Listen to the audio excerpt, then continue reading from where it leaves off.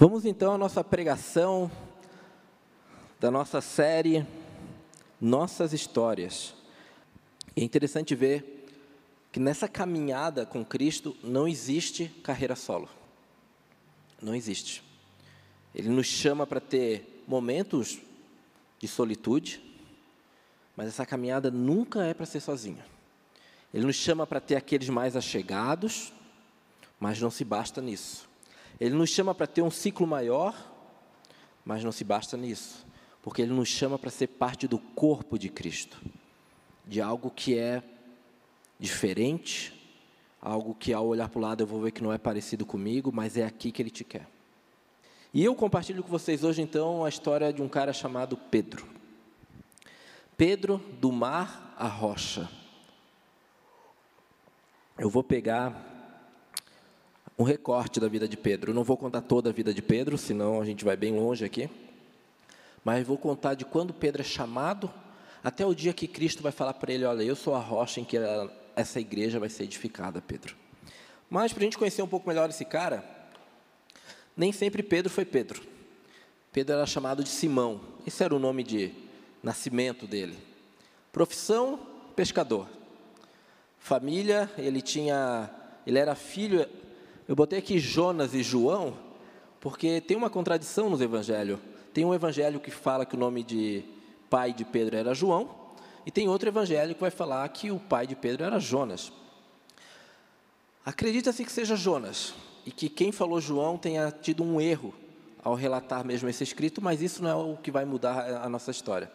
Casado, ele também tem uma sogra e é irmão de André. Quem sabe Pedro é um dos poucos personagens que a gente consegue ter bastante informações do seu vínculo familiar. E ele é natural de Cafarnaum. O que eu gosto da história de Pedro é porque quando tu é familiarizado com um contexto ou com um cenário pelo qual a história se passa, parece que tu fica mais próximo dela. Parece que tu consegue entender até melhor. E quando eu vou ler os relatos de Pedro, um pescador, eu lembro de onde eu vim, né? Nascido em Palhoça, região metropolitana de Florianópolis. Então, se atente aos detalhes do chamado de Pedro. Lucas 5 vai falar que certo dia, Jesus estava perto do lago de Genezaré e uma multidão comprimia de todos os lados para ouvir a palavra de Deus. Viu à beira do lago 2 barcos, deixados ali pelos pescadores que estavam lavando as suas redes. Entrou num dos barcos, e o que pertencia a Simão, e pediu-lhe que afastasse um pouco da praia. Então sentou-se e do barco ensinava o povo. Tendo acabado de falar, disse a Simão, vá para onde as águas são mais profundas, e a todos lancem as redes para pescar. Simão respondeu, mestre, esforçamo-nos a noite inteira, e não pegamos nada.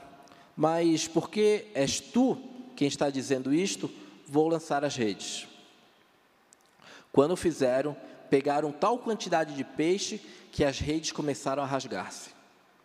Então, fizeram sinais a seus companheiros no outro barco para que viesse ajudá-lo, e eles vieram e encheram ambos os barcos a ponto de quase começarem a afundar. Quando Simão Pedro viu isso, prostou-se aos pés de Jesus e disse, afasta-te de mim, Senhor, porque sou um homem pecador.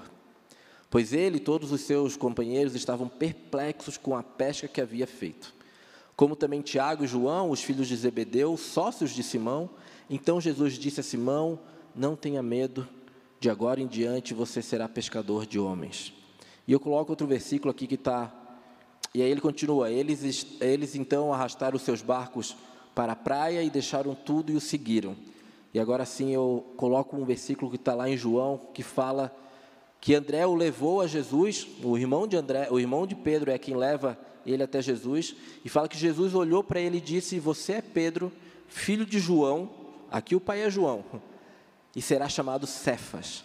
No aramaico quer dizer pedra. Então por isso que ele é chamado de Pedro, de rocha. Esse cenário de Pedro eu gosto.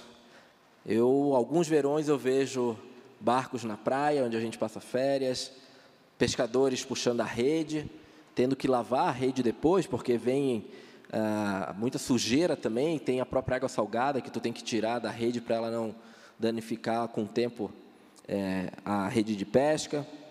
E aí Pedro está ali. Pedro não foi para um retiro, para um lugar espiritual, para cima do monte. Pedro está em mais um dia de trabalho. Pedro acordou cedo, escovou seus dentes, tomou seu café, pegou o Interbairros, andou, saiu no ponto, pegou outro ponto, desceu no centro, caminhou até seu escritório e ele está lá, em mais um dia de trabalho. Não tem nada aqui de especial, Pedro marcou um encontro com Deus, não. Pedro está no mar, trabalhando, pescando. E aqui eu quero começar com uma pergunta. Qual que é o teu mar? Os jovens mais dos anos 90 tinham uma gíria que falava, qual que é a tua praia? Qual que é o teu mar? Como está o teu mar hoje? Da onde o Senhor tem te chamado? Pedro é chamado naquilo que é mais ordinário, um dia de trabalho. E não foi aquele dia de trabalho que deu tudo certo. Noite inteira não pegou um peixe. Mas é importante a gente entender que Deus não trabalha com linha de montagem.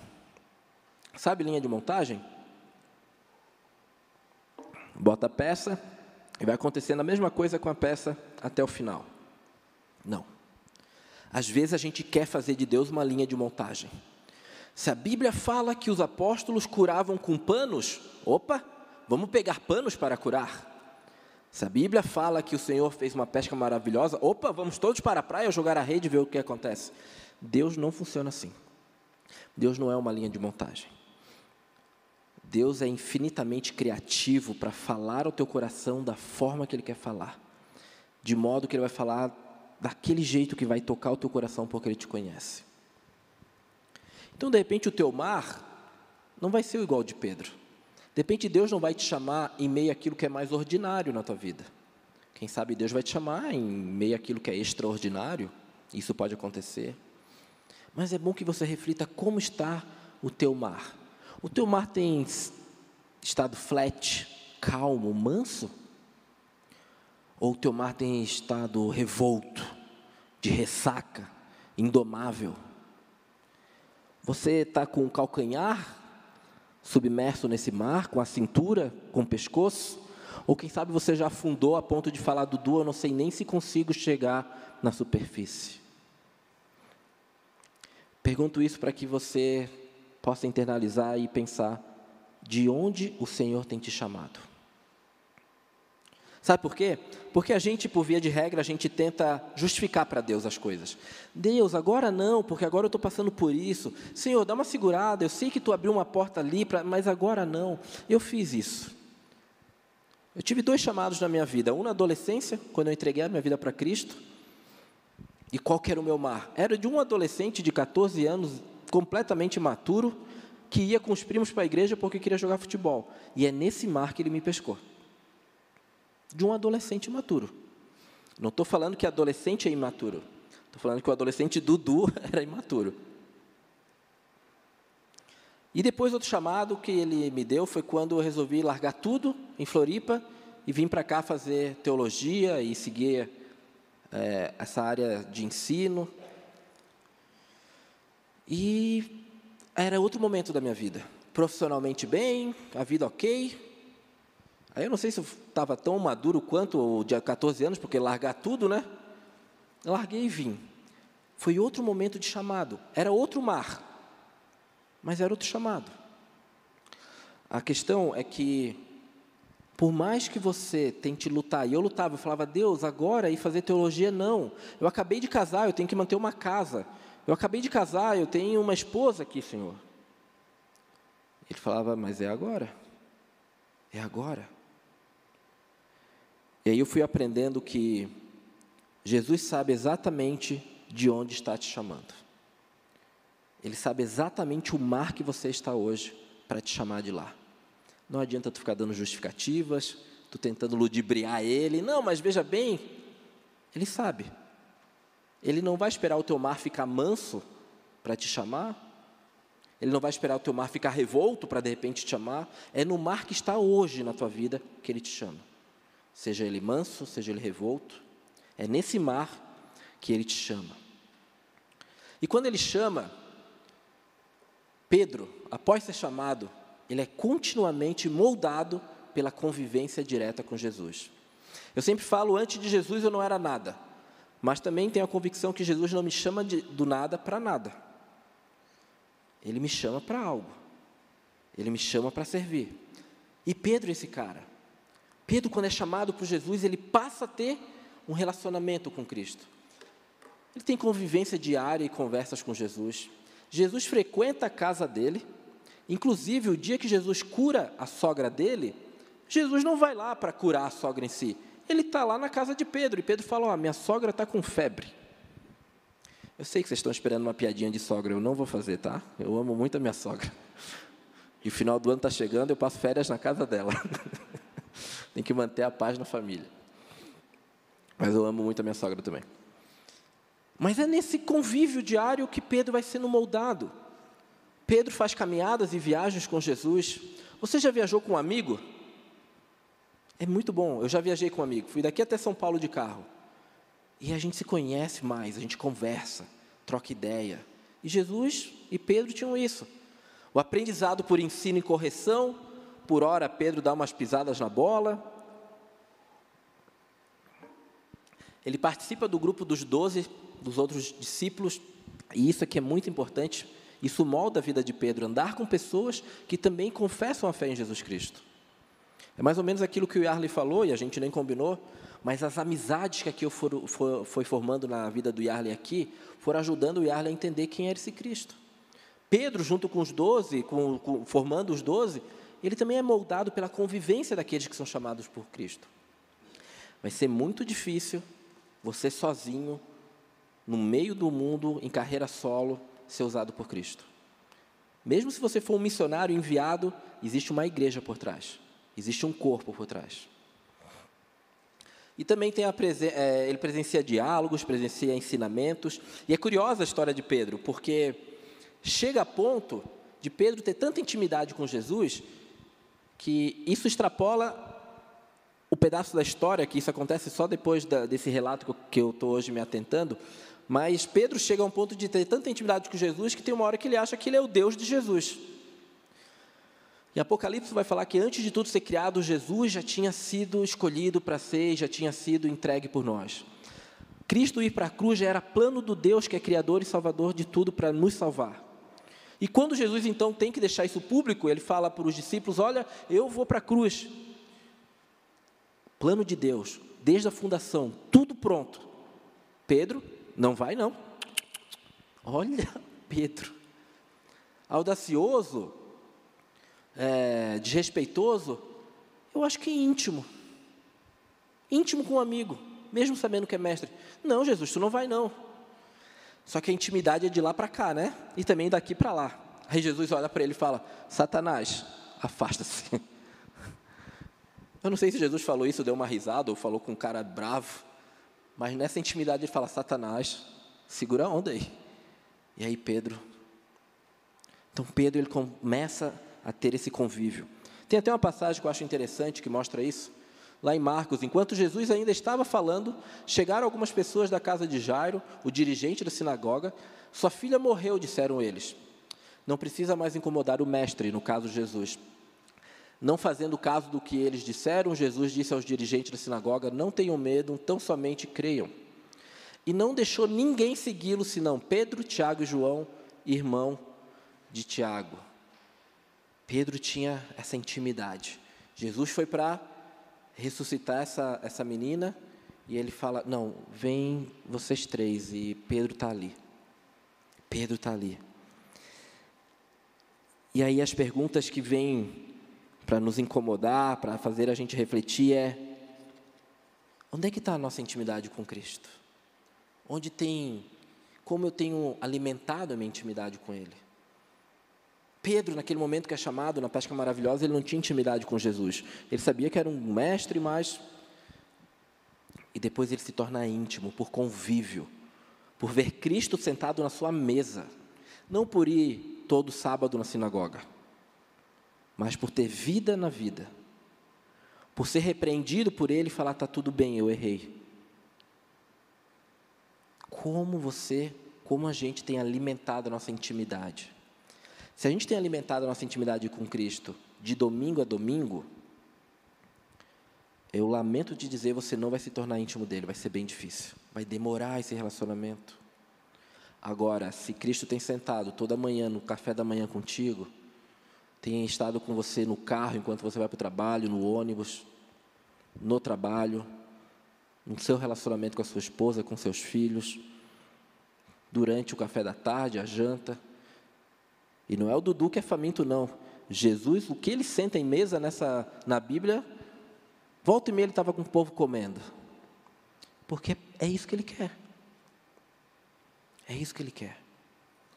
Ele não é um Deus que a gente vem, encontra ele no domingo, e daqui a pouco, daqui a meia hora, vai todo mundo embora. Tu acha que ele vai ficar aqui sozinho até domingo que vem? Não. A palavra fala que agora eu e você somos a habitação do Santo Espírito de Deus. É na gente que ele vai. Mas como a gente tem alimentado essa intimidade? Você não precisa fazer teologia, você não precisa ser pastor para ter intimidade com Cristo.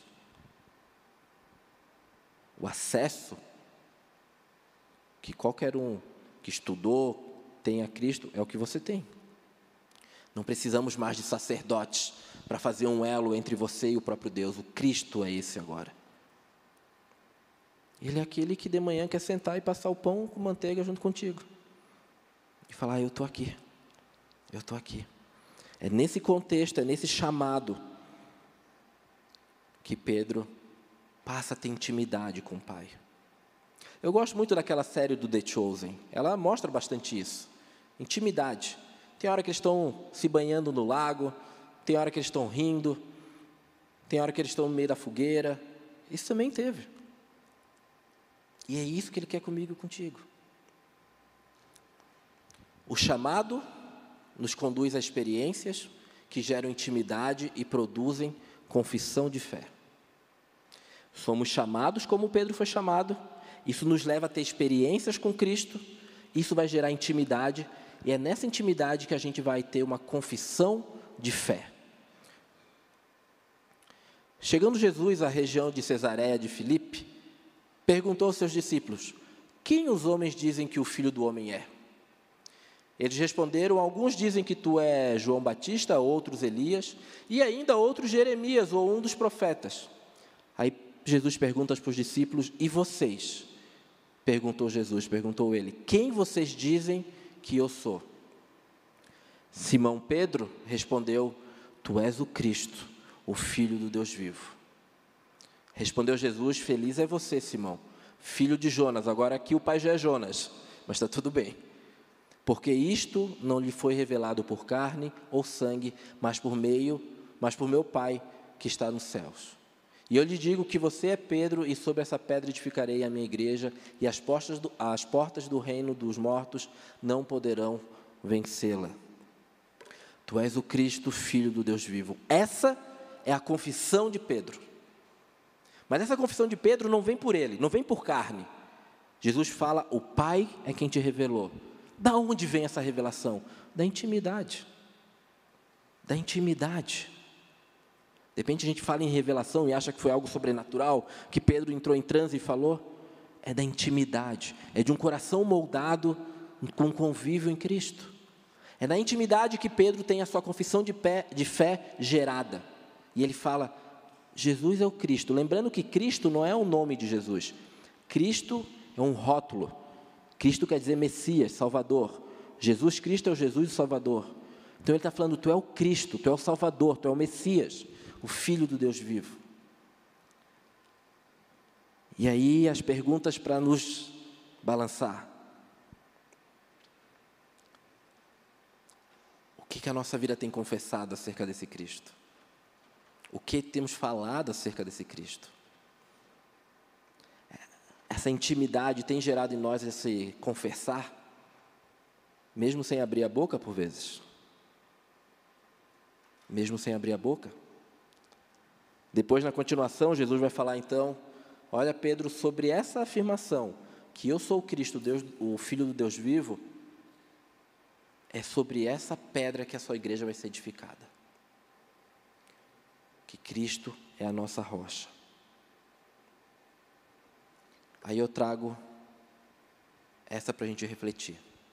À medida que as suas experiências com Jesus geram intimidade, qual tem sido a sua confissão de fé na prática? E o que a sua vida revela sobre quem é Jesus Cristo? Um chamado que leva para a intimidade, uma intimidade que leva para uma confissão de fé. Todos os testemunhos aqui passaram por esses pontos. Pessoas que foram chamadas, tiveram intimidade.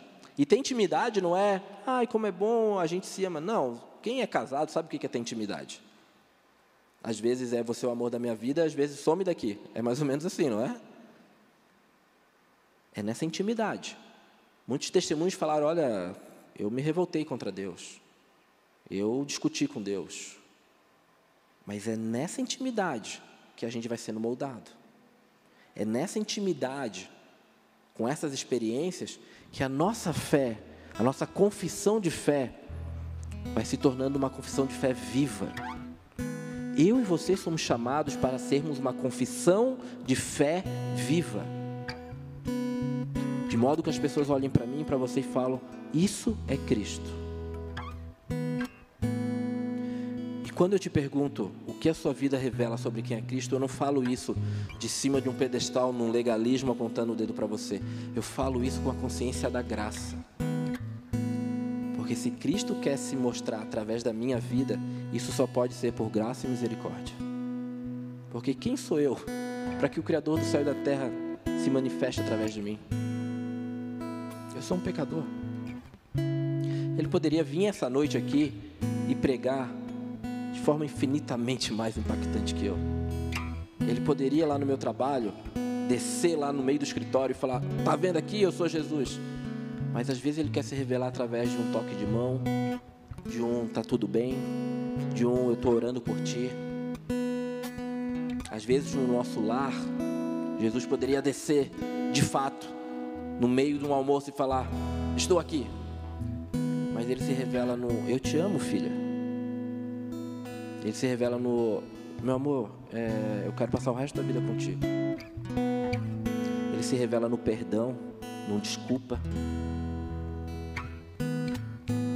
Poder revelar a Cristo através da minha vida como uma confissão de fé viva é graça e misericórdia.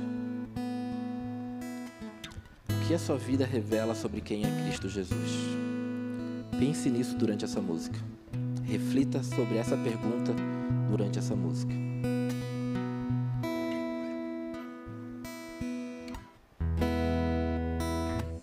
Senhor, o clamor de um filho teu, inclina os teus ouvidos para mim. Quebrado aos teus pés estou,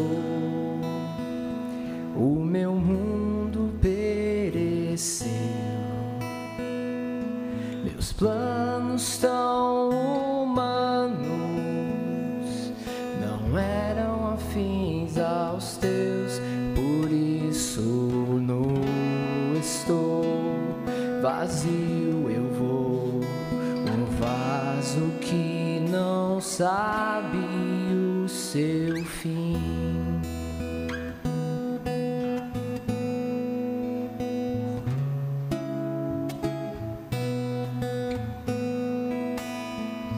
Quero ouvir a tua voz, até quando vais calar? Teu silêncio é o algoz do coração.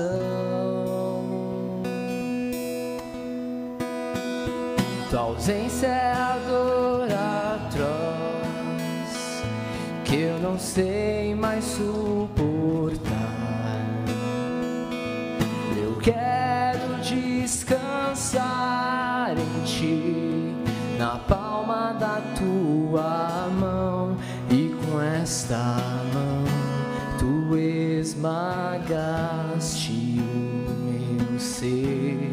Mas faz-me crer que é a mesma mão que vai reconstruir o meu viver. Pois um vaso novo eu quero ser, crucificar tudo que em mim deve morrer, que assim eu possa enfim contigo reviver. Toma em tuas mãos a minha dor, faz do meu pranto teu louvor, teu coração eu quero ter. Foge, ó Senhor, neste teu vaso, teu querer.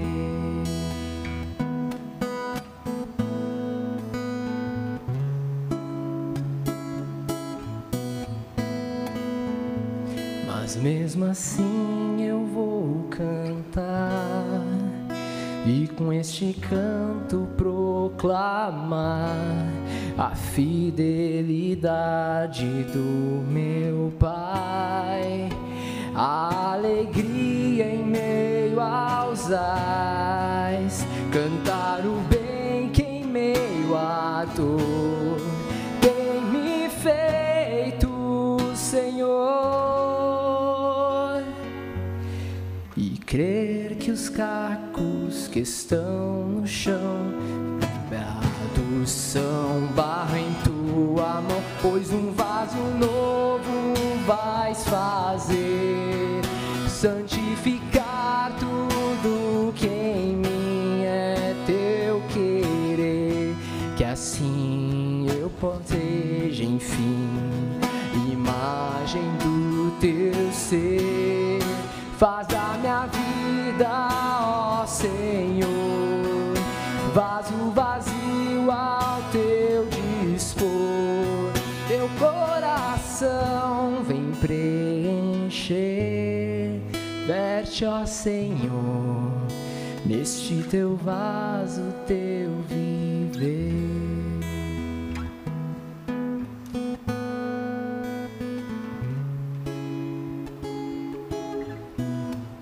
Não existe mudança, transformação sem entrega.